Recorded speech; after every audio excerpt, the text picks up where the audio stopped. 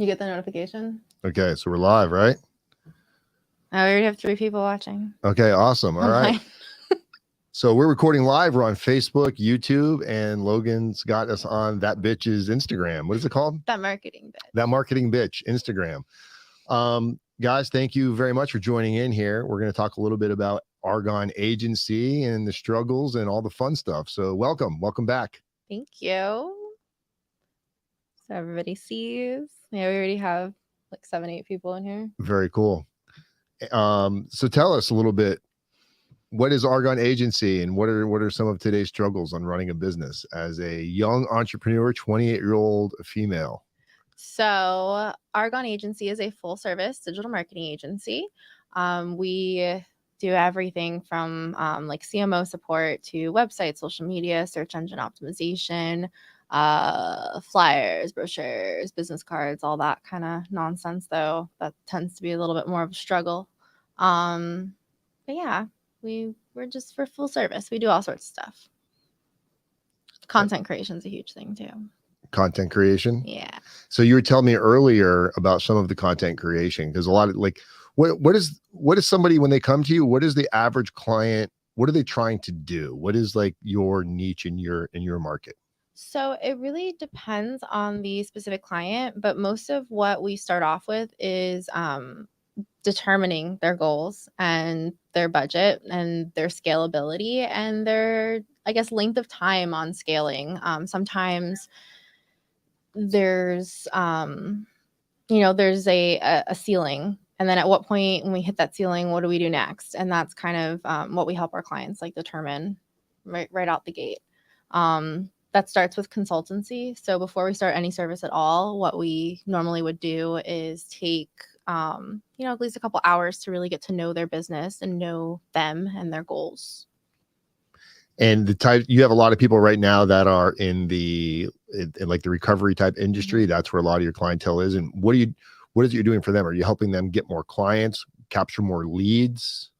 So with our drug and alcohol treatment clients, we do all different types of things, everything from like social media assistance and help to material design and development, helping their BD team with what they need to do, helping them get legit scripted, helping them with website, with SEO, a lot of writing, publications, even to getting them into like big Googleable sites like WebMD and Healthline and First for Women. And then we also do content creation. So we'll go and we'll take like photo video of their centers, highlight their staff, really a lot of different stuff. Because these companies can stand to make quite a bit of money, right? The recovery centers, because a lot of the clients that they take, it's a lot of insurance clients.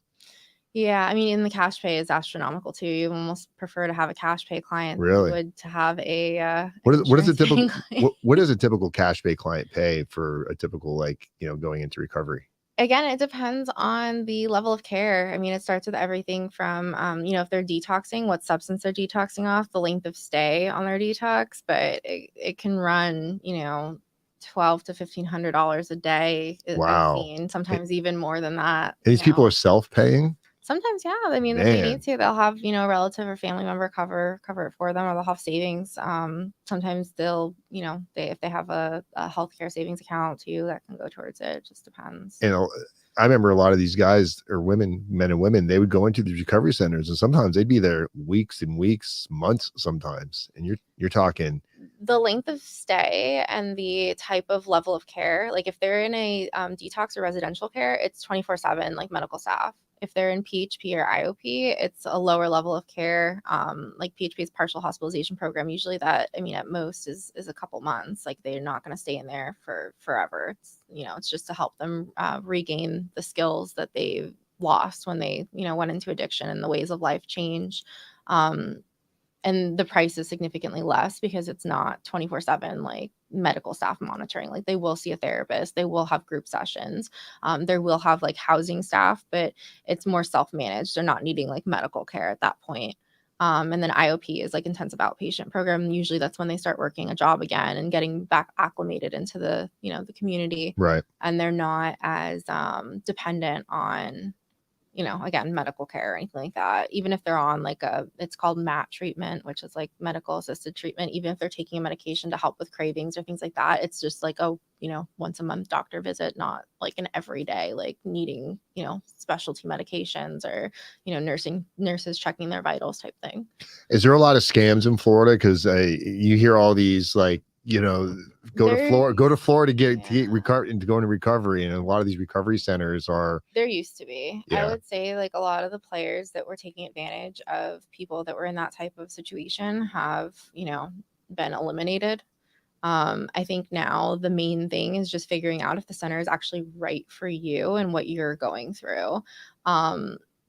There's a lot of different types of treatment. Mm-hmm. There's a lot of different types of therapists, and what experience you have at what center is going to be different. If you're part of a specific demographic and you know that that's the demographic the center caters to, like, then you want to go there. You don't want to end up in a community that you don't relate to, or with therapists that haven't seen the type of issues that you go through. Like, for example, if you're, a veteran, like usually they want to be treated by somebody who understands their life experiences that have led them to their, mental hardships.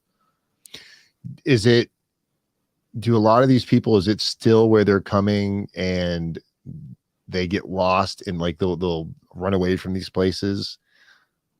Because a lot of people went to prison over this kind of stuff, huh? It was crazy. It was like it was necessary though. Yeah. Like honestly, and there's a couple other industries that I think should follow in suit too, because people get taken advantage of. Like what? So for one, I think that the moving industry and moving brokers need something similar to Legit Script, where there is a third party body that is verifying that it's the carrier isn't going to hold their things hostage or anything crazy is not going to happen. Will that be the case scenario? We'll see to find out, but like that's one of the biggest scams that's going on right now nationwide. Even I work with some moving rooms, but they do things legitimately, but they also can't control sometimes what the carriers do, and vetting your carriers is really important. All it takes is one person that's like not on the right path to like mess up your entire DOT record. Man, I'm trying to think of the guy's name. You probably know him. He lives in Del Rey. He's got a very wealthy father, and sounds like all of Del Rey. A white kid, kind of got like a mohawk going on. Man, but he was in and out of those call rooms, and I don't know if they were legitimate or not. But that's call centers in general, right? Yeah. Especially in South Florida. Yeah. So when somebody calls you, like these recovery centers call you, because there are abundance of them, are most of them South? Are they? So most of our clients actually have nationwide centers, or they'll have centers in other states. It's not just Florida. Like maybe their headquarters is in Florida. They'll have one or two centers in Florida, but then they've branched out to some of the other states that have a high population of people that are needing the services that they offer. And you try to maintain it to where you're not helping. That camera turned off again. Oh well. We're just gonna stay on camera 1 and camera 2. The battery must be something wrong with that battery. Technical difficulties. But we got camera 1 and camera 2 rolling perfect. And you got over here. How many Instagrammers you got watching right now? Right now there's like nobody in here, but there's been a bunch, it looks like, over time. So somebody came in and said the website guru. The website guru. Is that what people call you? The website guru? I guess. One of the many names.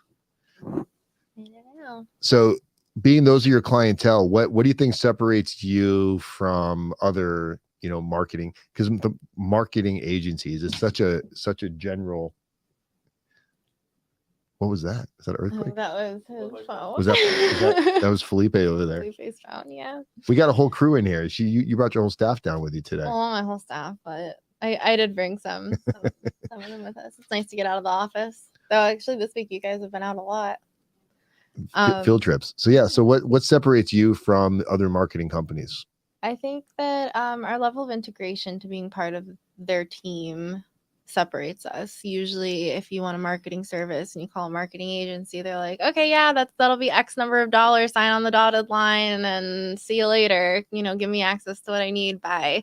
Whereas we take a little bit more time to find out if the service that the client's requesting is really what's best for them in their industry, and their business specifically too, because sometimes people will ask for things and not realize that they're, whatever their goal is, they might be going through the second story window instead of through the front door. So I always try to like make the process as easy as possible. It's like, okay, so like, what are you trying to do? What do you want to do? What do you think you need? And then what the real potential is of what they're asking for. So for example, if they're like, oh yeah, this guy offered me SEO for $150 a month and, can you do that? And it's like, no, like that's not going to happen. But And do they even know what they're getting for $150 a month? that's the point. So then that's what we start vetting. And I'm like, okay, for that $150, what's your expectation? Like, what are you thinking that you're going to get and how fast do you think you're going to get there? Because, it's not going to be the top page of Google, 100 keywords for that type of rate. That's just never going to happen. Right. And anybody who's telling you that, like, go try it out, lose the $150 and talk to me in a month or 2 months or however long they tell you to wait with them for. And most of your clients that you have now, these are people that have been with you, right? These are because it's repeat business. It's not like you work with them once and they don't need you again. It's ongoing. Everything that we do right now is on a monthly ongoing. And then we've even developed this like service. We call it like CMO support, where the need changes. They have a certain number of time with us over the month, and sometimes we'll give them a little bit of extra too. And then in the downtime, we do things that we find, to be good for them. If they let's say they didn't want to see us that whole month or didn't have time to meet type thing, like we make sure that we're still using their best use of budget, and we'll put it into other things as we go. But maybe they need. Can they get carryover minutes for? Yeah, basically. I mean, it's like carryover minutes. Okay. But we always make sure that we're making best use of the time. We're doing things in their best interest. But it's CMO support. So they'll like call us and ask us like, hey, this guy came and offered me X, Y, and Z. What do you think about it? Do you think it's a good price? We'll consult on that. We'll do our research. We'll bring them rebuttals, or we'll vet whatever it is. If it's, whatever it is that they need. Oh, I need to get this listing up for, I'm hiring a new X, Y, and Z. Can you make sure it's on all of our platforms, added to our website? And, can you send us over resumes? Yeah, sure. No problem. Oh, we need new branding for a new facility, or, oh, we, need a PDF for our marketing team. And they're on boots on the ground. Sometimes marketing team, like I'm not always their like only marketing professional. Sometimes they'll have people that are doing different things. And right. We just help support that. And all the services and different types of areas that you guys support and help in, you don't really outsource much, right? The majority of everything you guys do is like here, it's local to your, they're in your office for the most part. Yeah. We don't have much freelancers. I like to know that what I'm promising the clients is going to be delivered on time and to the best of, quality. What I found with using people that aren't local or aren't in the country is that you never know if they're actually going to deliver on time. You never know that the quality is going to be consistent. It's not necessarily like I'm controlling thing, but like more of like, I can make a promise and feel comfortable in it for the client if I can oversee it and oversee the process. I can't always oversee the process with people that aren't, What are some things? So like if the client, let's say a client doesn't move forward with you, or you're just trying to educate buyers out there, because sometimes people don't know what they don't know, and they don't know what they need until they get something really bad and go through all of the mistakes. Is there something you could provide somebody that was like, hey, we're interested in hiring a marketing company. We might not be ready yet. So, you're going to go in, you're going to spend some time with them, give them a consultation or whatnot. And then maybe they hire you, maybe they don't, but you leave them with something where they could use as like the checklist of, if you are going to hire somebody, even if it's not us, these are some of the questions that you should be educated to ask whatever company's going to market for you. Because so many companies do very generalized SEO marketing, and really you end up just wasting your money. Yeah, not usually anything that's like a hard copy of anything, but we do spark up a lot of questions. We do see that our clients then, learn to ask those questions to the other people that they're working with, or they like their eyes, you'll tell when you're getting through to someone, their like eyes light up and like, oh, I never thought of that, or, oh, I don't know if I'm getting that service, or I've never heard of that type of thing. They're like, my guy should be doing that for me, or whatever the case scenario is. And they'll turn around and they'll be like, hey, do you know, are you doing this to like whoever the next guy is? If they're really insistent on certain stuff too, like I tell them like the reality of it is like, if somebody's gonna promise you something that doesn't seem realistic, you can tell it's probably not going to happen. Use your best judgment. I don't do the whole like price matching. I'm not like desperate for anyone's business. I'm not interested in cutting corners or in telling them that I can do something that I can't do. There's no, and that's one of the fortunate things too about, what I do or what we're able to do.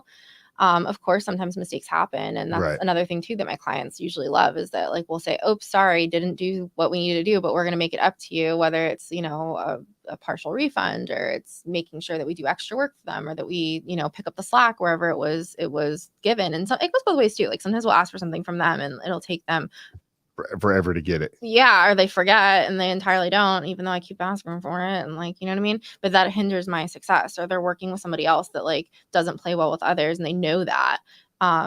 Having too many hands in the sandbox that aren't willing to cooperate can create issues. I think it's probably the one problem I've had with anybody is like they'll have somebody on their team that's threatened by having an outside company. And they don't realize like we're not trying to eliminate them. They're an extension of us, even if they work full time in that office. But they don't always like sometimes they'll withhold information or they'll pretend like they don't have access to something that they do. Or why would they do that? What's in their mind? It slows down the process. It slows down the results. Like if they have back end access to, let's say, a Facebook Business Manager account, and they're telling me they don't, and then the owner of the business says that I don't know who has it, and we're going in this cycle, and the employee that's sitting right there is saying that they don't have it, like how many weeks do I go before I'm like, all right, let's pull up your computer?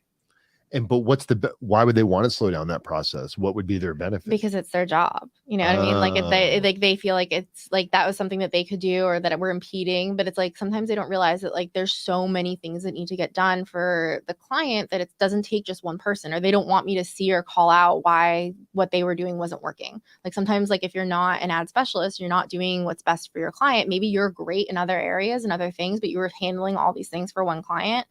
And they can be done different or better. It's not necessarily about me taking the business from you, but it's about me advising the client saying, hey, you should have so-and-so doing this, this, and this as well. And they don't want that uncovered. Isn't it better? Did you feel sometimes where you'll get a new client or a new prospect and you'll start talking to them and you can tell they've already been through like the trench a little bit, to where they're less likely to question your price or anything because they understand, they've been through the guy. It's like they start asking the right questions, like, well, if you're going to do SEO, where, like, what exactly does that mean? Like you'll see, and it almost makes it feel like as long as you can provide answers and do what you say you're going to do, they're probably a better candidate to pay the fee because they know it can't be done for dirt cheap. I love the ones that have an understanding of the work that they're asking for and the timeline. Like they have a clear, or they're listening to me when I'm talking about it. Like a lot of the times too, like we'll start an ad campaign and they expect like right now, why aren't ads coming in? Like right now. And it's like, it takes time to optimize. It takes time for us to set it up. Even if it's like set up and live right now, it might take 2 or 3 days before you see your first lead, just because it's learning the system and it's learning the target market. And there's certain things I have to put in place. And if you can't provide me with certain stuff, like access to your CRM and your current client base, then like it takes longer to optimize. Like there's just different things in place. You don't have a pre-existing pixel or something in place where I can pull old data and replicate the already, existing viewers of your site and target them, or you know what I mean? Like there's a lot of little tips and tricks that make the process faster. And if you do it the other way around, it's like, or you're doing it from scratch, it can take longer. Do a lot of these clients, do you feel like when you do say like a Google campaign for them, are you doing that? Are they using their own Google AdWords campaign that you're setting up, or do you like a managing? Both. So we charge a management fee, but I'm fully transparent. Like anything that I set up, even if it's for them, like I'll add them as an admin into, and I just ask that they don't touch anything. There is a history button. So sometimes too, I'll get clients that are overachievers and go in and like have access to like their website DNS or have access to their ads account and go in and make their own changes and then come back to me and be like, why is it not working? Like I have this one client. He's great. I love him. But he has hit us up like twice saying, my website's not working. Why is my website not working? And he's in there tweaking stuff. Yeah, he disconnected his entire DNS. Oh. That's why our website's not working. But when you set up their ad campaign, are they putting their credit card on there? Yeah. Mm-hmm. Okay, so yeah, you're not doing okay. No, so I attach their credit card to the ads. We're charging a management fee. So right. Again, everything's completely transparent. Right. It's not, it's based off the spend. The management fee is paid. Is it a percentage, like a 10%, 20%, 15%? It's a percentage once it gets to $15,000 a month spend. Okay, so anything below that is a flat rate in a bracket. And what's the minimum fee you guys charge for? Like $550. Okay, that's fair. Yeah, and then it also depends too, like if they want extra like, so this is the thing too. Sometimes I'll get a client that only has like $1,000 a month budget to spend on ads, and then they want 14 different ad creatives, and you're like, that nobody's gonna see it. Yeah, it's gonna run 3 minutes a day. Yeah, exactly. And that's the part you have to educate them on, right? Because they don't understand that your $500 a month spend is now being separated between 15 different ads. Yeah, or once I have something that's working and working really well, like, I don't want to turn it off until it's fatigued, but they're like, "Oh, I'd rather have this one running." And it's like, "Okay, but your audience would rather have this one running. So Yeah. like, just be patient. Yeah. Let this one fatigue itself out, and then I'll switch." How often do you switch them? Is it It's based on the specific client. Some of them are seasonal. So for example, if it's windows and doors, like, we have different ads for like hurricane season versus non-hurricane season. Right. If it's like products that are available year round, then like, you know, you usually have, like, you'll have one general ad that's like all the time that will make slight tweaks to, or will make it dynamic where different people see it differently. And then we'll have a second set of ad on top of it that will change quarterly, that will have like calls to action, like 30% off for Black Friday, or it's our anniversary, we've been in business for X number of years, but something that has like something that's gonna like pull at Right. them, or different videos. Like, I love video ads. Like, I think that that's really like the move right now. Even like real content too. It better reach in general. Yeah, we're gonna have to get you to run our stuff and see what happens. We can showcase a little bit there, because it's hard running ads. You know, I run some of my own ads, and I'm no expert by any means. I've just been somebody fucking around with it for years trying to figure it out. But constantly Google's like, your ads under review. You got to, and it's like, I don't even know what to go change. You know, and sometimes too, it has to do with policy and using the wrong words. Are there certain words that are like, yeah, that will flag an ad? And then I had a review on it where my Google, it was like under review for like, there's nobody you can call, or maybe there is for you. I couldn't call anybody, and my ad just sat. My whole Google campaign was just like shut down. I had to start a new one. So these are problems that people can avoid, because people are like, oh man, $500 a month, that's a lot of money. But they don't understand what they're getting for $500 a month, because you can't do it on your own. Yeah, it's a whole education. I mean, even myself, when it's like quarterly, I'm trying to update things. Yesterday, I was trying to figure out, again, like, programmatic marketing, which is this whole thing that it still has to do with ads and ads campaigns, but like, I didn't fully understand it, so I don't offer that or do that for my clients. But like, I think it's time, especially with the ones that have bigger budgets. Like, I have clients that spend $100,000 in Google Ads plus a month. So for them, they're always looking for something fresh that can like lower the budget. We can take small like test budgets out of what they're already spending and try something new. So that's like one of the things that I'm trying to get on top of now, and like learn more about and see if it's actually a value to them. I think that a lot of people that run ads don't do that. They just like, they learn their one way. Maybe they update their Google certifications when they're supposed to, which is like every 2 years. But like, things change weekly. Like, and every ad account is different. Like, especially with Facebook, they do this thing like with beta testing where it's like one out of every 100 accounts is identical, and like, you never know which one you got and how it's like functioning, and like, it's subtle differences or changes and algorithm things, and they have these batch groups. So where would somebody be at in a business where they'd be like, I think I should reach out to Logan and her team to help us, or at least come in and consult with us? Like, what would be a good client for you? So first consultation is always for free. I don't charge you to talk to you or vet you or see if we're a good fit for each other. And it has to go both ways too. Cause at the same time, like, I need clients that will trust. I've found that clients that have very teeny tiny budgets and it's their livelihood, that they can get, you can get nervous and get anxiety. And like, I want to ease that as much as possible, but I don't want to risk a situation where you pull out before you get the reward because you get nervous. Right. So I want people that are, have a budget set aside. They're willing to trust, even if they've maybe in the past not had a great experience with marketers. I think good communication is important, like back and forth. Like, even if they, if they're feeling that type of way, we can talk through it, or I can give them an update, or, figure out what's going on that will help ease their mind and keep them, settled in. But there's nothing worse than starting something that's new to them with a low budget, telling them the expectation of how it's going to perform, and then them not even like leaving it long enough to perform. Do you think their expectations are just so like, man, we're going to get all this business that come in? Like, what should somebody, a small budget for a company, should there be some sort of a starting, like, is there a budget too small? Yeah. Yeah, and there's ones that I'll tell now, like Google Ads, for example. I don't think anybody should run anything under $5,000. I have some that are running under, and they're performing exactly how I thought they were going to perform. Like, you run through your budget too fast. There's high competitors, especially if you're in an oversaturated area, that are going to eat your budget up. You're never going to get like the first visibility or visibility spots. If you're only running the ads during certain time of the day, you might perform a little bit better. But if you have 24/7 ads run, it's gone. Your budget's gone. So if you've got a competitor, say in the space of recovery centers, Mm-hmm. and they're spending, $100,000 a month, they're probably spending a lot. Like they're because do you bid on keywords? Okay. Yes and no. The addiction and drug and alcohol PPC campaign area is extremely competitive. Like, very, very, very competitive. Probably like attorneys. Worse. Like attorneys, you can get leads for like $100, or a CPA of like, under 1,000.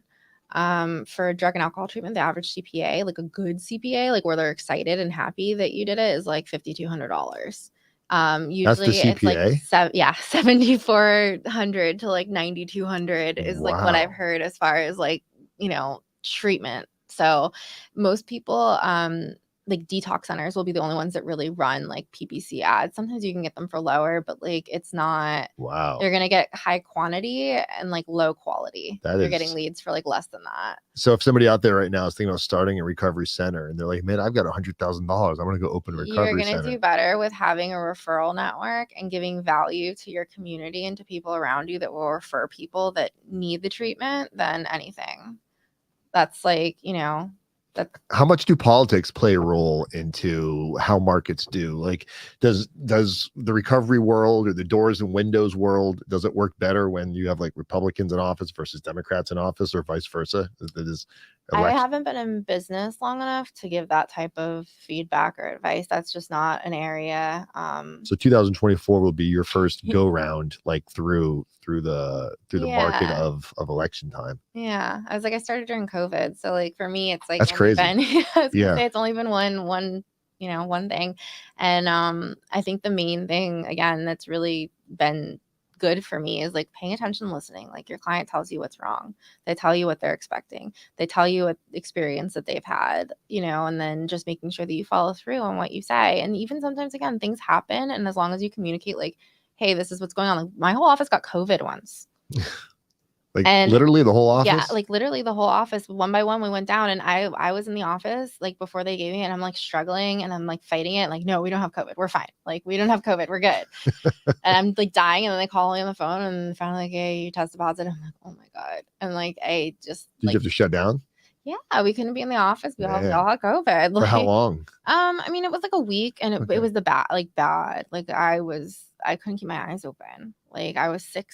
And like, it's hard because clients are expecting things from you, their livelihood. And it was also a weird time too, where people are putting extra pressure on making sure that their businesses stay alive. Yeah. They're able to like, so like the worst thing in the world is to tell somebody like, hey, I have to add an extra couple days because there's no way in hell that I can, even keep my eyes open. Meanwhile, they're barely keeping their lights on through COVID. Yeah. Yeah. Then that's when I made the most mistakes, I think, too, trying to like freelance stuff or find other people even in the area, because it's like I was so desperate to make sure that I followed through with what I promised, that I was hiring, and I was vetting. Like, don't get me wrong, but like they say the same thing. Oops, sorry, COVID. Yeah. Like, all of a sudden. Just think if sometimes employees in the office are hard enough. Now you've got somebody that's not even really, they're taking your job and every other job. Yeah. Because they need money they too. Don't always care. And if something better comes along too, they'll toss you. Yeah. I had this one we hired in the Philippines, and like I had her download this software that literally it shows screenshots as you work throughout your cycle of working, and it's like her entire pay period she's billing me for was her doing work for other people.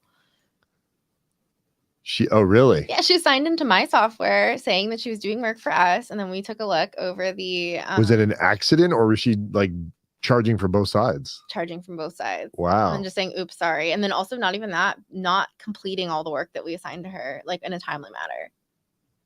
Was this through like an Upwork, Fiverr type thing or something similar? It was through like a VA service Okay. at that point. Yeah. But yeah, I mean, Upwork and Fiverr, it's the same. You know, and sometimes you can't like I've been using those services for years, and I've gone through countless amounts of people where I find one or two that are valuable only in certain areas. Whenever it came to anything where it's like article writing or things like that, usually not very well because there's such a difference. What they end up using though is that AI software, the Jasper, Yeah. and then you have somebody that doesn't speak English fluently using Jasper, and then all of a sudden you have facts in there like every time you have diabetes, you're pregnant. Like, you're like, what? Like, I can't tell. Like, we've tried to do that to you before because they're like, oh, it'll make us faster in our response or writing. Or one of our clients will say like, hey, I've used these people before, I want to keep using them, so then we'll keep trying to use them because that's what they're used to using. And then we're getting back these articles and we're like all dying, like rolling on the floor laughing, like how is this like this is working for you? Like, this isn't like I've wondered about Jasper. Does Jasper have a value for the right person? I think for somebody who's using it and using it the correct way, like, and able to comprehend like what the things are, but it pulls random facts that aren't and combines them that like aren't necessarily true. So if you're not paying attention, or if it's not an industry that you're fluent in, you're going to end up putting the wrong things in the wrong place. Like, you know, if you're writing, let's say, about plumbing and you know nothing about plumbing, but you're trying to bust out a plumbing article. So how does Jasper work? What is the concept behind it? I mean, when I've used it a while back, so I don't know if it's adapted or not, but like basically you put in like a topic or phrase and then it starts generating concepts and ideas, and then you run with the concept or idea and it starts to formulate auto populate the sentence based on like other things that are available online, and then it rephrases it and it might add like something from a different article based on that keyword and then combines the two paragraphs. Does it eventually try to create the entire article for you? Yeah. Wow. Yeah. As you go, and then you add different words to like the sentence as you're going or when it gets stuck. But you'd still want somebody overseeing that for like what you said, because you're not going to get pregnant every time you get diabetes. Exactly. Yeah. Or vice versa even, you know, but it'll make drastic claims like that, or, you know, and you're just like reading it. And you're like, wait a second. Like, I know that's not right. But at the same time, if it's a topic that you're not familiar with, there may be things in there that you're not able to tell if it's accurate or not. And then you're like, whoa, what happened here? So the client will point it out, be like, that's not that. And you're like, oh, embarrassing. That's man, I've heard of Jasper. Actually, it's because it's kind of everywhere right now. Like social media is like pushing it all over the place. I've just never had any luck with any of those types of services. But you have a 10-year-old son, right? Mm-hmm. And how is it for him? Like, he gets to see mom, like he's probably gonna have some good work ethic at some point, because it's not like you're some 28-year-old kid just kind of hanging out in your mom's basement. Like you're surviving, doing on your own, running your business. Does he come to the office? Yeah. Sometimes he'll come in. Does he like coming in there? He loves it. He always asks me for a job when he comes in. And I'm like, you know, sometimes I don't have the time to like be like, yeah, but he loves using like some of our softwares. Like, he's learning Photoshop. He has a really big interest too in like programming. So I'm trying to like support that as much as possible, because that's the way that our world is kind of like leaning towards. So having him, you know, train young can probably be really helpful to him in his lifetime. But I imagine help him getting a job and feeling more secure and applying for a job, you know, because was it you talking about how people for job applications, like it's almost like, have you ever applied for a job before? Bro, we were talking about that yesterday, actually, when we get some resumes sometimes that are in the high school format, as if you're applying to like a college that will have like, you know, no job experience, but all their hobbies listed out. And we're like, oh, it's very nice that you like to swim, but how's your graphic design? You know? I'm great with people. Yeah, I was like, I have 2 dogs and I like to swim, and they're applying for graphic design. And we're like, okay, where's your portfolio? Yeah. So when you do these interviews with people, face-to-face interviews, does it seem like people are so uncomfortable talking face to face? Because we're in an era where everyone's like texting everything. I don't think so. I think sometimes there's a sense of nervousness, but I think because of the way that myself and my team like presents, that there's sometimes a sense of like almost over informality. Like, we had one interview the other day that we were all like cringe, like, because the guy just came in and like saw that it was, you know, young ladies and just made himself completely comfortable. Oh, ugh. Yeah. Kind of like ick. Yeah. Like, no, thank you. Yeah. Like, we're all going to wear potato sacks to work going forward. Not even like that necessarily, but just like, you know, again, the cursing and the like, I wasn't like in the full interview, but I got the report back and it was like, I mean, I hopefully he's not watching my live or whatever. But, or if he is, maybe take some notes. Yeah. You know? I mean, we have like 40 interviews. You don't have to go what everybody thinks alpha male Yeah. is, and you know, No. start beating your chest around. No, I mean, more or less, it was just inappropriate answers to questions, I you can't, know, and can't just even people imagine. like not answering the like, you know, when you think of a question like, "What would you like us to remember about you?" How would you answer that?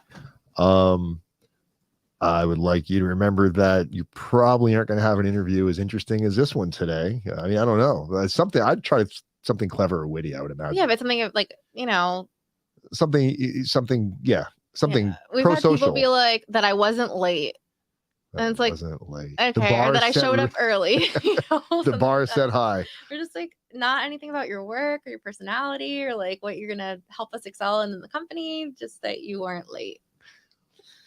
What about how many people looking for jobs now want to work from home? A lot. And then even after too telling them like, hey, this is not a work from home job, they will try to work from home. Do you think that's a direct from COVID? Sorry, your face is just like, what? I think it is from COVID. I mean, at the same time, too, like I remember that about myself when I was in the workforce because as a creative, this is the hard thing with creatives. Creatives sometimes will have a higher quality of work when they're in their element or in their space. So I found myself working in corporate to I go to work from 9 to 5, but sometimes I didn't get the work done. So that's why I preferred to have salary positions because I'd go home and I'd continue to work. Well, I tried that with my group and they would go home and not work. And they would literally leave at 5 p.m. and just like wave to me, like, we're going to the bar across the street. You want to come? No, sorry, I can't. I'm working. And okay, bye. Yeah, and you guys work where you live, so it's not like they can be like, yeah, I'm Yeah. gonna go home and finish this at home, and you walk out and Yeah. they're shit faced on the No, bar and then stool. I'm just picking up all the, you know, all the pieces and stuff. I've never operated like that, and that's one of the problems I have too. Is I look for myself and everyone else, or I just automatically assume that people are gonna function the way that I function, and that's You talked when you said creative just now, you talk about it as if it's like you ever watch Divergence, the movie? No, that's one thing about me too. I don't really watch So TV or Divergence, they movies. have all these different like factions where you have like the people that will the workers, the you know, you're a creative, so you have like a group. You're referring to a type of people that are creative minded people, right? When you say creatives, Yeah, when I think of people that are that's a great creatives, term. it's the ones that Yeah. are, you know, they're looking for this type of element of work. Like it's different. Like, you know, you have to have a certain mindset sometimes in order to create the type of work that we create. It's not, you know, it's not for everyone. And I think sometimes too that shows almost in the hiring process. But yeah, I mean, creatives can't always like my best work, if I'm being like completely realistic, where I'm most clear minded and I'm producing things that are like again, things that are going to go viral. It's like 3 a.m. That's just it. When I push myself past that like sleep deprivation point or like the like I could have gone to bed, but now I'm like already up for the night. Like my best pieces of work that have gone the most, you know, attention or viral or been the most praised by clients is always in that like 3 a.m. gap. If I had somebody that I knew like worked that way, okay, like no problem. Like I'll figure it out with them type of thing. Right. But what I've noticed about the current workforce is you have to have butts in chairs. Yeah. Our work does not get done. Do you feel a lot of people think they're creative or artsy and really they're maybe their spirit is, but reality is they're just I think that lazy? yeah, I was gonna say there's a mix there. I think that it goes as far as what they're passionate for. Like they can have immense talent and they can have great creativity, but when they realize it's a job and it has requirements and sometimes you're not going to be passionate about what you're making. Like for example, we have a porta potty company.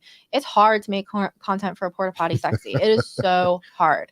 But we still do it and we've figured out ways to do it in a creative way that like is fun. Like there's so many puns that we can use, but Oh man, you make lose. peeing fun. Yeah, well, it's Duty Calls. Duty calls. That's the name of the Oh, company. man. I'm gonna name drop them. They're great.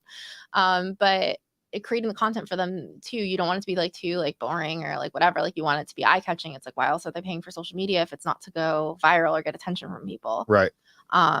They also have a lot of really great opportunities to get content. Again, a lot of puns, a lot of things that we can work with. But when you're first thinking, oh my God, I have to do SEO for a porta potty company, or oh my God, I have to do social media for a porta potty company, you're just like, where am I going to start? What am I going to do? And like, you lose sight sometimes in that. The other thing too, so like even drug and alcohol treatment, like when you're creating content for it, it can be like forced almost, especially if you don't see or feel passionate about that. We had this one client too that we used to like write as if we are him, and it's like I had to channel certain parts of my life and my experience in order to write in a sense that was going to be moving and do what it needed to do for his audience. Not everyone can do that. Like, you know, I've had like interns that are younger, like 19, 20, 21. They may not have had the same life experience that can put them in the position to talk about hitting rock bottom, or, you know, they can't relate. They can't, you know, just digging that up in them is impossible. Right. Their And rock what they bottom think is rock my mom bottom. grounded me. Yeah. Yeah. Like, And my boyfriend broke up with me. yeah. And you don't want to say that because to them it's Yeah. real. To them Yeah. it's like, I get it, to you that's real, but we can't put that in someone's paper. Yeah, it just doesn't translate. Yeah. And it's not their fault either. Like, you know, but that's one of those things with like getting real with where your skill set sets and like having good communication and check in and that stuff. And even like, again, in my position, it's hard for me to know what someone has and what they don't have, especially when they're so eager to do something. But then you ask them for, you know, the work and the quality is just like not there. Right. So is it like their audio and video is not matching up? Like they say one thing, but what they're producing is like, yeah, you're lip syncing over here. It looks like an old Chinese movie, overdubbed. I get in these because, you know, coming up with content every week, like finding people to come in and talk about stuff and not knowing enough about an industry. It's like, what am I going to talk about?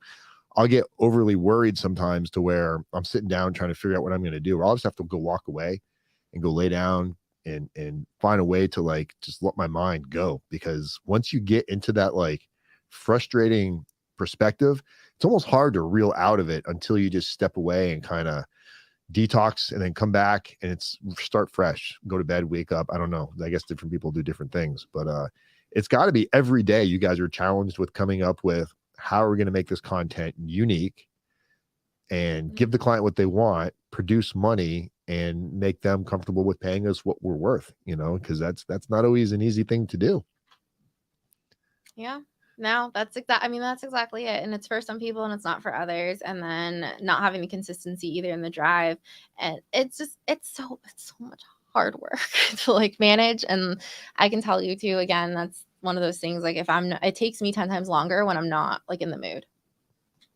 You know, so when employees come in, because man, it's got to be tough with what you do because you're really in an environment full of creative minds, artistic talents that all have their own way of doing things for sure, like what they're passionate about. And it's like if an artist came in, like if Picasso came in for an interview and he was going to paint for you and be like, hey, Picasso, you're great at this, but you're going to be okay painting the pictures I want you to paint. And not allowing yourself to get upset because it's not the end product might not be what you're happy with, because we got to give the customer what they're happy with. Is it hard for artists sometimes to artistically give that energy to something that they're not completely interested in? I mean, I'm sure. I think that there's ways around that, but it's like having writer's block. Like it happens to everybody, but like then knowing how to work through it, especially like learning yourself, like that's an independent task that you have to learn yourself if you want a career in this industry. Like you're not going to be connected to everything that you produce or do, but you have to do it to the best of your capabilities and the best of, you know, what the client is asking for. And it's a challenge, but again, if you're accepting a job in this industry, that's what it takes. That's literally what it takes. And the great part about working in the atmosphere that we work in is being able to confer. So if I'm not feeling it or if I'm not finding the right word, I go over to Reagan and I'm like, hey, Reagan, help me with this slogan. Like, I'm just not feeling it. Or where should I put this artwork?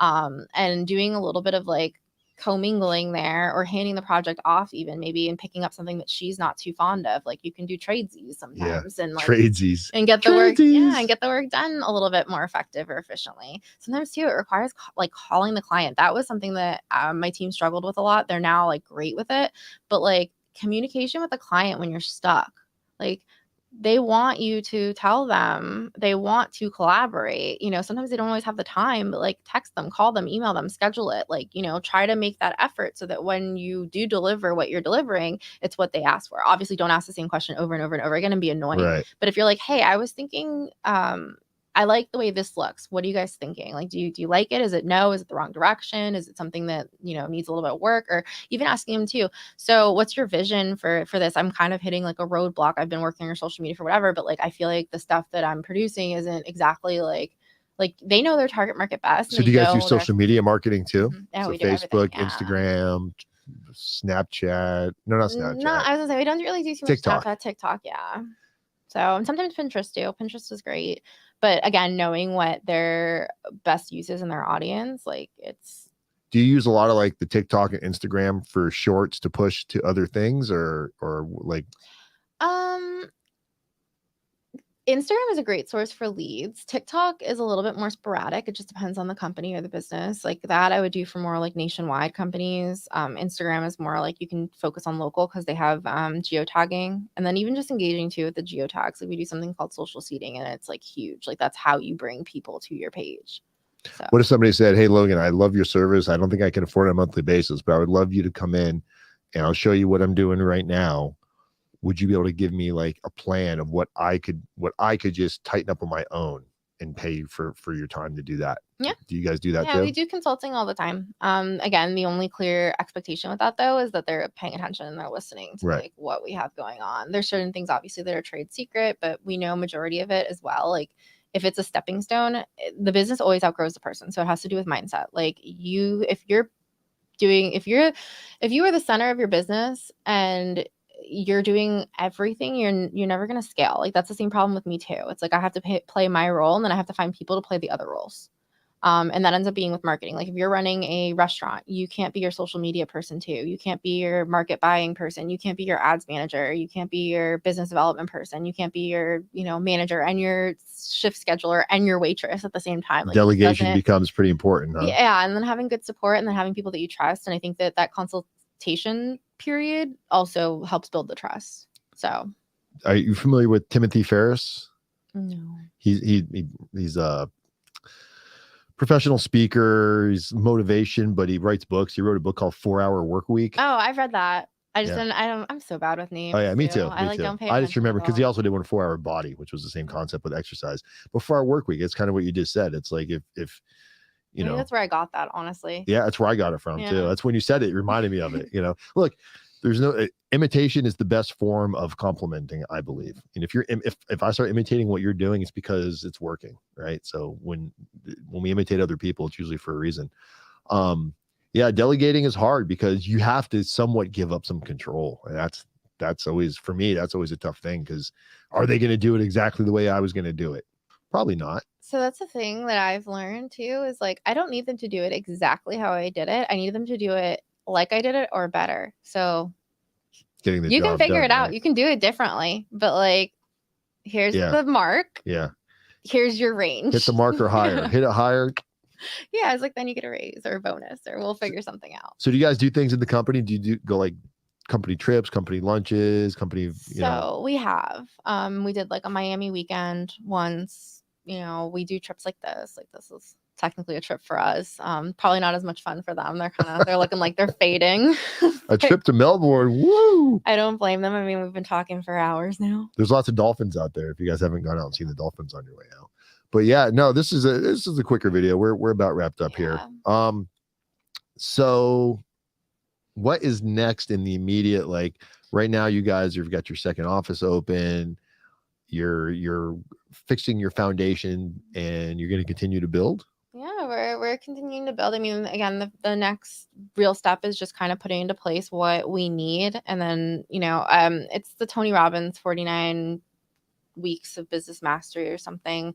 It has this like scheduled list of questions that you're supposed to ask yourself as a business owner as you go. And like, again, it's who do you need? Who do you not need? Like determining like what it is in your business that you what's holding you back, what's pushing you forward, how do you get to the next level, and eliminate distractions or eliminate what you think you need. Maybe I think I need something and then I end up figuring out later that like, okay, that's not what I need, but I need this instead. Right. So we're doing that now kind of as at least with the managers, like a group. Yeah, that's a group, cool. Kind of, and then trying to fill the gaps and then figure out too, okay, where are our highest profits, like who are going to be our next clients, like because we have a wait list. Do you? Yeah. How long is the wait list?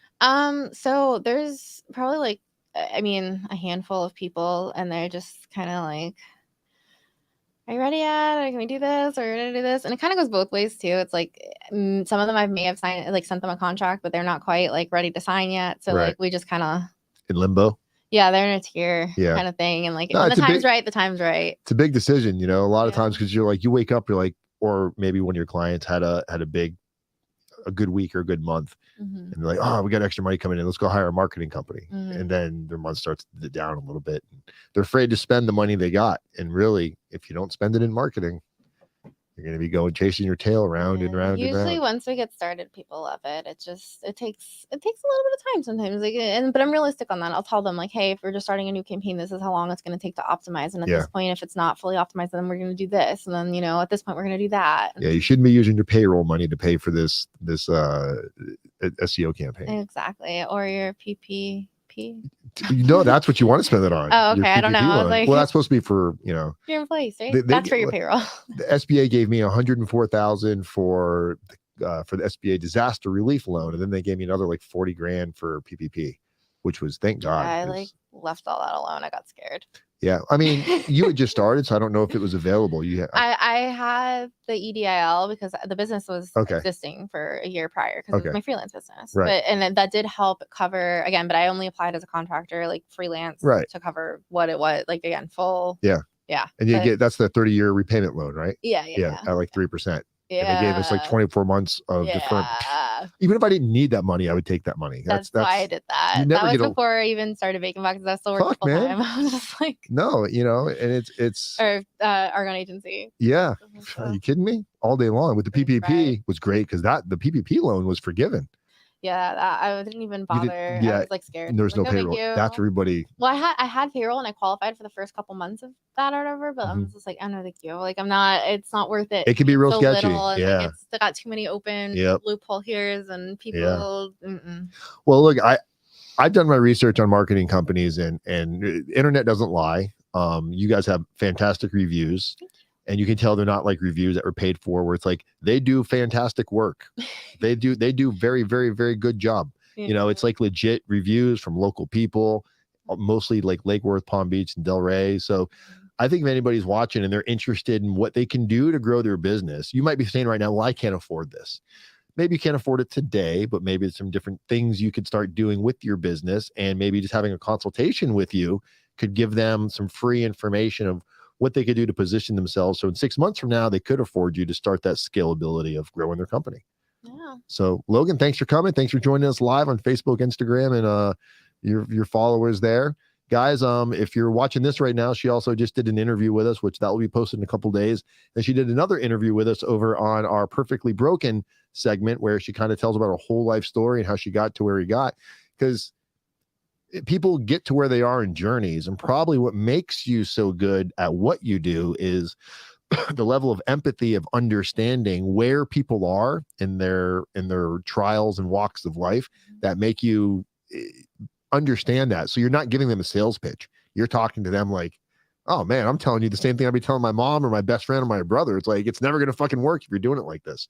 So congratulations on your success, and I hope you keep going. And thank you for bringing your staff with us. Smile for the camera. He's over there taking your pictures.